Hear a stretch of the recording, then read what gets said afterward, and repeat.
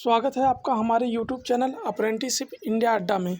इस वीडियो में आज हम बात करेंगे जो रेलवे ग्रुप डी की नई भर्ती आने वाली है, उसमें बताएंगे जो सीसीए इंडियन रेलवे अप्रेंटिस क्या है, उनको 20% कोटा का लाभ मिलेगा कि नहीं, उनका जो एग्ज़ाम पैटर्न होगा, सिलेबस क्या टेक्निकल होगा या नॉन टेक्निकल होगा, और यही सब चीज़ों पर हम इस पर चर्चा करेंगे। और इसमें बात है जो एआईटीटी एग्ज़ाम 112 वाले जो फॉर्म भरने के लिए बात बताई गई है, वो उनका फॉर्म कब से भरा जाएगा, इसके बारे में भी बताएंगे। तो आप हमारे यूट्यूब चैनल पर अगर नए हो तो हमारे यूट्यूब चैनल को सब्सक्राइब कर लो, और वीडियो देख रहे हो तो इस वीडियो को लाइक कर देना, क्योंकि लाइक से हमको पैसा नहीं मिलता, क्योंकि हमको केवल मोटिवेशन मिलता है कि इस वीडियो को बनाने के लिए। अगर आप ऐसा वीडियो चाहते हैं अप्रेंटिसशिप और आईटीआई से संबंधित, तो आप हमारे यूट्यूब चैनल को सब्सक्राइब कर लो, क्योंकि हम आईटीआई और अप्रेंटिस से संबंधित इस पर बहुत सारी वीडियो बनाते रहते हैं, और इस पर नॉलेजफुल वीडियो रहती है। आपको इस पर बहुत सारा क्वेरी जो रहती है वो क्लियर हो जाएगा, क्योंकि बहुत सारा कमेंट हम बॉक्स में हमारे कमेंट आया था कि सर ये रेलवे ग्रुप डी की नई भर्ती जो आएगी उसमें 20% हमको लाभ मिलेगा कि नहीं मिलेगा। और इतना ज़्यादा कमेंट ये आया था आईटीटी वालों की तरफ से कि भाई ये जो इनका फॉर्म है कब भरा जाएगा, जो 112 बैच के हैं, इसके लिए मैंने सभी का क्वेरी यहाँ पर लिया है और सबका हम पूरा ऑफिशियल एथेंटिक न्यूज़ के माध्यम से दिखाएंगे। तो सबसे पहले हम इनको बता दें जो एआईटीटी 112 का एग्ज़ाम है, एआईटीटी 111 का जो फॉर्म है उनका अप्रैल या मई में उनका फॉर्म भरा जाता है। मतलब इनका कह दीजिए अप्रैल के लास्ट वीक में उनका फॉर्म भरा जाएगा और मई के लास्ट वीक तक उनका एग्ज़ाम होगा, क्योंकि ऐसे जो आरडीटी संस्था है जो एआईटीटी का एग्ज़ाम कराती है वो साल में 2 बार एग्ज़ाम कराती है। वो आप लोग जानते होंगे कि ये डीजीटी ही कराती है, डीजीटी का ही संस्था आरडीटी है, वो इसको ही कराती है। तो आप इसको भी देख लेना, क्योंकि पिछले रिकॉर्ड में मैंने देखा है कि वो जो एग्ज़ामें हुई हैं वो साल में 2 बार हुई हैं। क्या है, आप ऑफिशियल वेबसाइट पर भी जाके देख सकते हैं। जैसे मैंने आपको इसमें वेबसाइट पे ले जा रहा हूँ, तो आप यहाँ पे वेबसाइट पे देख लीजिएगा। ये स्क्रीन पर मैं आपको दिखा रहा हूँ, ये यहाँ पर देखिएगा तो यहाँ पर भी लिखा हुआ है। ये कोई किसी भी वेबसाइट पे, वैसे मैंने अप्रेंटिसशिप इंडिया पर डाल रहा हूँ, इस पर खोलोगे भी तो आपको 2 डेट मिलेगा। यहाँ पर देखिएगा, यहाँ पर जो रिजल्ट स्टेटस में आते हैं वहाँ पर भी देखेंगे तो आपको सेशन तो देखेंगे तो एग्ज़ाम जो हुआ है देखो दिसंबर और अप्रैल में हुआ है, इसमें देख सकते हैं, क्योंकि इसी के आसपास ही एग्ज़ाम होता है। इससे आपको क्लियर होगा, क्योंकि हमारे पास नोटिफिकेशन भी डीजीटी के साइट में पड़ा है, उसको आपको देख सकते हैं। वहाँ पर एग्ज़ाम बताया गया है कि एग्ज़ाम कैसे होता है। तो आशा है ये वाला डाउट आप लोग को क्लियर हो गया होगा। अब बात यह है कि जो रेलवे ग्रुप डी की भर्ती आने वाली है उसके बारे में बताते हैं।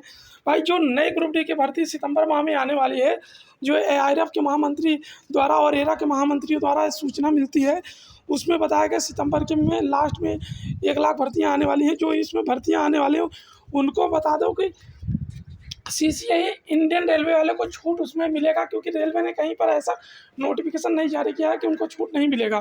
क्योंकि मैं आपको दिखाता हूँ आपको इसमें क्या है, और ये भी बता दूँ कि जो सिलेबस पैटर्न है वो अभी डिसाइड नहीं हुआ है। हो सकता है उनका एग्ज़ाम टेक्निकल हो जाए, क्योंकि टेक्निकल इसलिए हो सकता है क्योंकि जो अभी एग्ज़ाम हो रहे हैं, जो अभी एग्ज़ाम हुए हैं उनका उसमें 10वीं वाले को मौका दिया गया था, 10वीं वाले भी आवेदन कर सकते थे। इस वजह से उनको नॉन टेक्निकल पेपर लेना पड़ गया था। और जो अब अगली बार एग्ज़ाम देंगे, मतलब जो सितंबर माह में जो वैकेंसी आएगी रेलवे ग्रुप डी की, उनके लिए नॉन टेक्निकल भी हो सकता है। इसका ऑफिशियली अपडेट नहीं है। उनका भी जो बहुत सारा कमेंट आ रहा था सर उसका पेपर पैटर्न क्या होगा, तो मैंने पेपर पैटर्न बता दिया। नॉन टेक्निकल भी हो सकता है, टेक्निकल भी। आप दोनों की प्रिपरेशन करिए। अगर टेक्निकल होगा तो उसमें 75% टेक्निकल होगा आपके एनसीवीटी से होगा, एनसीवीटी से ही टेक्निकल आपका होगा, जो एनएससी सर्टिफिकेट प्राप्त किए हैं। अगर टेक्निकल होगा और 25 आपका नॉन टेक्निकल होगा, ऐसा पैटर्न रखा जाएगा। या तो 80 टेक्निकल कर दिया जाएगा, टेक्निकल आपका रहेगा, और 20 नॉन टेक्निकल रहेगा, और 80 टेक्निकल रहेगा। ऐसा भी हो सकता है। अभी मैं इसमें जो पुरानी न्यूज़ है, जो पुराने में है, उसके बारे में बताता हूँ। यहाँ पर देख लीजिए, जो पिछली भर्ती हुई थी उसमें देख लीजिए, आपका सिलेबस देख लीजिए, यहाँ पर दिखाया भी गया था नॉन टेक्निकल थे। ये देख लीजिएगा, पिछली भर्ती में 2019 वाले में ये सिलेबस था, क्योंकि 2019 और 18 में सिलेबस नॉन टेक्निकल इसलिए हुआ था क्योंकि उसमें जो आवेदन हुए थे वो 10वीं लेवल से हुई थी, क्योंकि उसमें ITI को हटा दिया गया था, क्योंकि आंदोलन के चलते 2018 में 10वीं को हटा दिया गया था। तो रेलवे ने उसमें एक अपनी नोटिस जारी की थी, उसको सफाई देते हुए बताया था कि हम इसको अगली बार इम्प्लीमेंट करेंगे, मतलब जो नेक्स्ट भर्ती आएगी उसमें हम 10 प्लस ITI लगाएंगे और 10 प्लस NAC रहेगा। ये उन्होंने नोटिस उसी समय जारी किया था। आप लोग अगर नए हो तो आप लोग को नहीं पता होगा, बहुत भाई लोग को पता भी होगा इसके बारे में, क्योंकि उस समय रेलवे ने स्पष्टीकरण दिया था कि नेक्स्ट टाइम जो भर्ती आएगी हम उस पर ITI और जो NAC सर्टिफिकेट होल्डर हैं उनको ही मौका देंगे, क्योंकि हमने पहले ऐसे सूचित नहीं किया था, इस वजह से उन्होंने हटा दिया था। तो उसका भी नोटिस हमने आपको दिखा दूँ, ये स्क्रीन पर है। ये आप RRB की वेबसाइट पे आएंगे तो आपको वहाँ पर मिल जाएगा। जैसे इस वेबसाइट RRB की जो वेबसाइट है वेस्टर्न रेलवे की, उस पर भी पब्लिश किया गया है। यहाँ पर देखेंगे तो आपको ये नोटिफिकेशन इसके वेबसाइट पर पब्लिश है, यहाँ पर देख लीजिएगा, ये यहाँ पर है, इसको आप पढ़ लीजिएगा। मैंने कम्युनिटी बॉक्स में इसका ये दे दिया है, आप वहाँ से जाके पढ़ सकते हो। आपको आशा है आपको ये भी डाउट आपको जो क्लियर हो गया होगा, क्योंकि इनमें यहाँ पर लिखा गया है, ये भी आपको क्लियर हो गया होगा। यहाँ पर लिखा है जो सिविल और इलेक्ट्रिकल मैकेनिकल डिपार्टमेंट में हो उनमें 10 प्लस ITI लगाया जाएगा और 10 प्लस NAC सर्टिफिकेट जो अप्रेंटिस होल्डर हैं उन्हीं को भरा जाएगा। ऐसा DGT की तरफ से नोटिस भी है और रेलवे की तरफ से भी नोटिस है कि मतलब इनको लिया जाए। तो आने वाले समय में जो रेलवे ग्रुप डी की भर्ती होगी वो बहुत कंपटीशन उनमें कम होने वाला है, क्योंकि 10वीं वाले को मौका नहीं दिया जाएगा। जब 10वीं वाले को मौका नहीं दिया जाएगा तो समझ लीजिए आपकी जो कट ऑफ होगी वो कम जाएगी। और कमेंट ये आ रहा था कि जो 20% कोटा है वो वाला, तो 20% कोटा अभी भी ऐसा कहीं भी नोटिस जारी नहीं, क्योंकि मैं आपको स्क्रीन पर दिखा दूं कि DGT की तरफ से और या तो इन रेलवे की तरफ से कहीं पर नोटिस जारी नहीं किया। नोटिस में केवल ये नोटिस है, मैंने इस पर बहुत सारे चर्चा किए थे और बहुत सारा इस पर कमेंट आया था। तो इस पर हम बता दें, इस पर बहुत सारा कमेंट आया था। तो उस समय भी इस पर केवल आप लोग को केवल पेड का छूट दिया गया था। ये इसमें यहाँ पर देखेंगे तो केवल पेड को छूट दिया गया था 2 नंबर में। और एक इसमें NCVT जो है आपको महत्व देने की बात की गई, तो 1/3 इसमें 1/3 का मतलब अभी रेलवे ने क्लियर नहीं किया 1/3 क्या है। इसका कोई डिसीजन अभी रेलवे ने नहीं किया है। जैसे भी आपको सूचना मिलेगी हम आपको तुरंत सूचित कर देंगे, जैसे आप रेलवे की वेबसाइट पर अगर कोई सूचना आती है। और दूसरा नंबर ये वाला नोटिस तो आप इस पर भी जानते होंगे, क्योंकि ये All India Railwaymen's Federation की तरफ से जारी की मांग की गई थी कि इनको पेट हटा दिया जाए और 1/3 जोड़ा जाए। तो रेलवे ने उनमें तो पेट हटा दिया है, पेट तो हटा दिया, मगर अभी 1/3 के लिए उसने कहीं मेंशन नहीं किया। ये तो यूनियन वाले मांग कर रहे थे, अभी तक इम्प्लीमेंट नहीं हुआ है कि कैसे लिया जाएगा। तो आशा है आपको ये भी क्वेरी समझ में आ गई है। फिर भी अगर कोई डाउट है तो कमेंट बॉक्स खुला है, बेहिचक आप कमेंट कीजिएगा, हम आपको रिप्लाई देंगे ऑफिशियल ऑथेंटिक जानकारी के साथ। और ये तो हो गया था। और बहुत सारे भाई पूछ रहे थे कि सर हमारा जो हमने परीक्षा दी है AITT 108 में या 109 वाले जो हैं, उस समय उनका रिजल्ट नहीं आया था, तो वो कह रहे थे उस समय हमने फॉर्म नहीं भर पाया था, उसके बारे में बता दीजिए। तो उनका हम ये वाला दिखा रहे हैं। जैसे अगर उन्होंने जब 2019 में फॉर्म आया था, देख लीजिए स्क्रीन पर मैं दिखा रहा हूँ, स्क्रीन पर जब भी फॉर्म आया था तो उस समय यहाँ पर ITI NAC दिखाने से मतलब नहीं है, मिनिमम क्वालिफिकेशन आपको यहाँ पर दिखाना है। अगर आपने यहाँ पर यस किया होगा तो 100% आपको वो है कि आपको सेलेक्ट किया जाएगा, मतलब आपको मिनिमम कट ऑफ पे ही बुला लिया जाएगा। आप यहाँ पर देख लीजिएगा, मैं एक रेलवे के फॉर्म भरा हुआ बंदा है, उसी का डिटेल मैं आपको दिखा रहा हूँ, उन्होंने हमारे पास शेयर किया है। आप यहाँ पर देख लीजिएगा, ये जो स्क्रीन पे है, आप यहाँ पर, और मैं जूम कर दे रहा हूँ, ये वाला कॉलम जो 11 नंबर में पूछा गया था, जो फॉर्म भरा गया था रेलवे ग्रुप डी 2019 में, उसमें ये वाले कॉलम में अगर आपने यस किया है, यहाँ पर 2 यस था, एक यस यहाँ था। यहाँ कोई भी कर सकता है यस, जो कहीं से भी अप्रेंटिस किया है वो यहाँ पर यस कर सकता है, और यहाँ पर ज्वाइनिंग डेट और कंप्लीटेड डेट दिखा सकता है।